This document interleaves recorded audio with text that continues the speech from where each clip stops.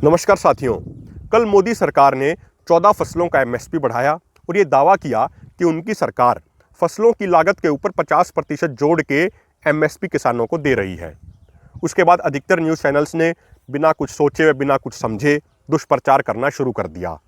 कुछ news channels ने कहा कि मोदी सरकार ने 2022 तक किसानों की आय दोगुना करने की तरफ कदम बढ़ा दिए हैं, तो कुछ न्यूज़ चैनल्स ने कहा कि लॉकडाउन के दौरान मोदी सरकार ने किसानों को बड़ी सौगात दी, तो कुछ न्यूज़ चैनल्स ने कहा कि मोदी सरकार फसलों की लागत के ऊपर 50% जोड़ के एमएसपी किसानों को दे रही है।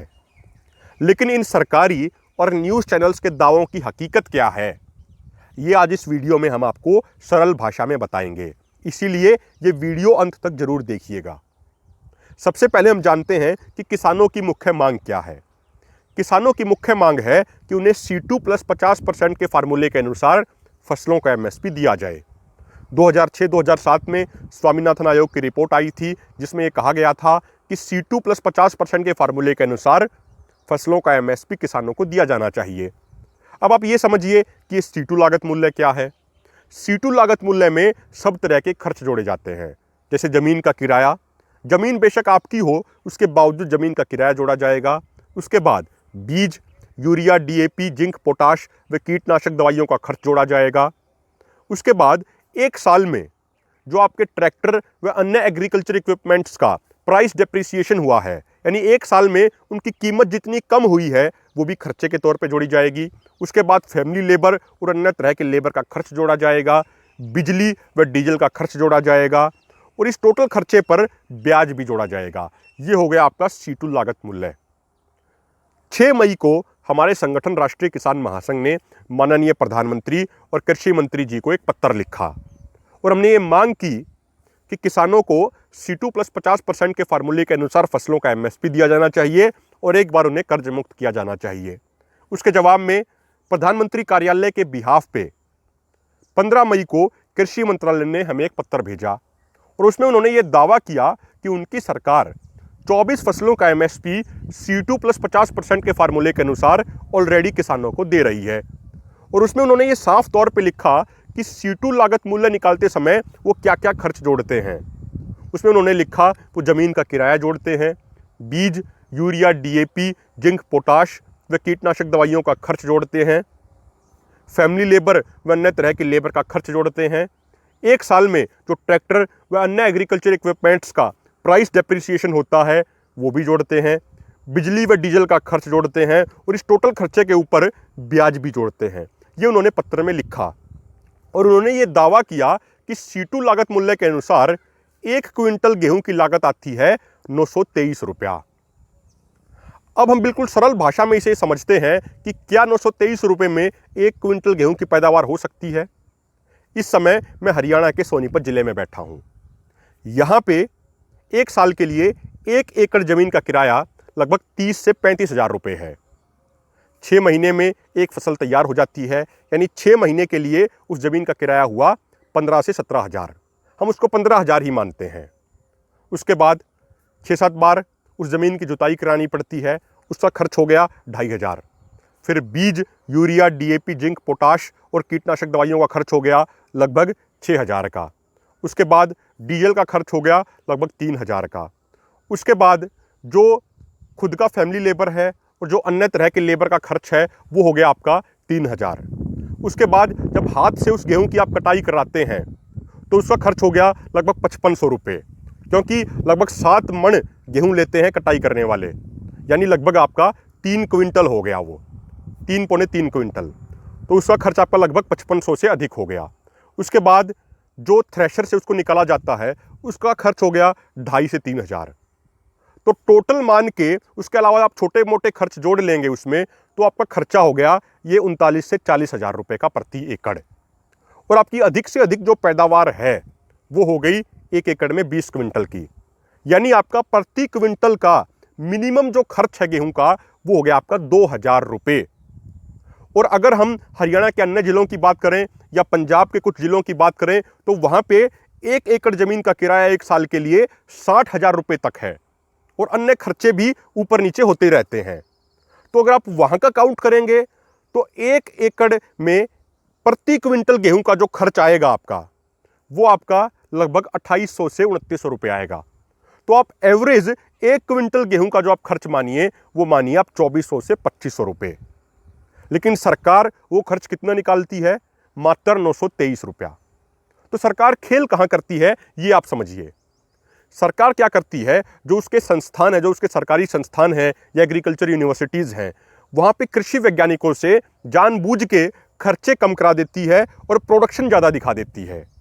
तो उससे प्रति क्विंटल गेहूं की लागत वो बहुत कम दिखा देते हैं और इसीलिए वो कहते हैं कि प्रति क्विंटल गेहूं की लागत तो मात्र 923 रुपये आती है। तो इसमें दो खेल होते हैं।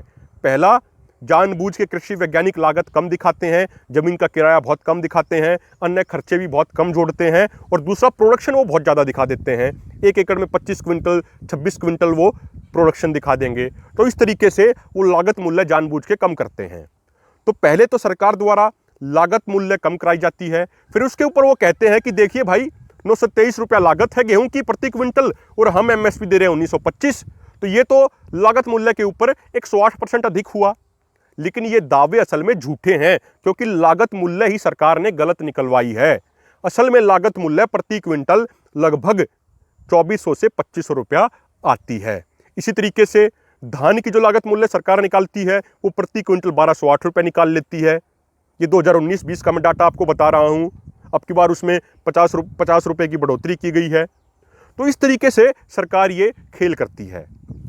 अब हमने इसीलिए हमारे संगठन ने ये तय किया है कि हम देश के सभी राज्यों से, सभी किसानों से उनके राज्य में होने वाली मुख्य फसलों की लागत मूल्य निकलवाएंगे और वो उनसे वो डाटा मंगवाएंगे।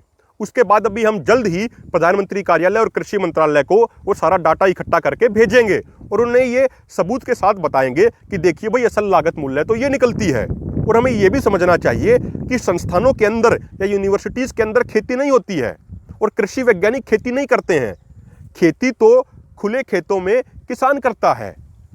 तो असल में वहां पे लागत मूल्य सही से कितनी आती है, वो असल लागत मूल्य C2 के फार्मूले के अनुसार मानी जानी चाहिए और उसके ऊपर 50% जोड़ के आप एमएसपी दीजिए।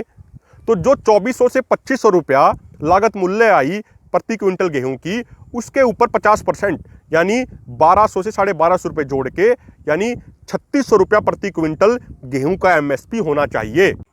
और सबसे मुख्य बात यह भी है कि पूरे देश में मात्र 6% किसान अपना उत्पाद एमएसपी पर बेच पाते हैं। तो जो एमएसपी आप आगे बढ़ाएंगे और अगर भविष्य में आप C2 प्लस 50% के अनुसार सच में एमएसपी देते हैं, जिसकी बात हम कर रहे हैं, जो प्रति क्विंटल गेहूं का 3600 रुपये बनता है, तो उसके अलावा महत्वपूर्ण यह भी है कि सभी किसानों को उचित एमएसपी मिले, ये भी सरकार सुनिश्चित करे।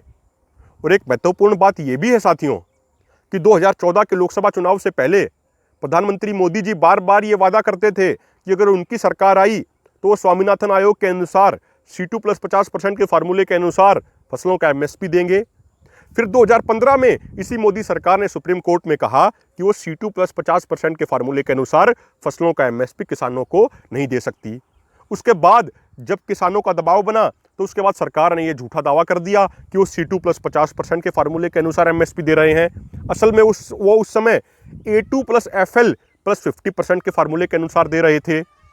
तो ये सरकार झूठ बोलने में बहुत माहिर है और सरकार के झूठों के साथ जो न्यूज़ चैनल्स है वो भी सरकार के झूठों में सरकार का साथ देते हैं और सरकार का जो झूठ होता है उसे खूब प्रचारित व प्रसारित करते हैं और आम जनता को बेवकूफ़ बनाने की कोशिश करते हैं।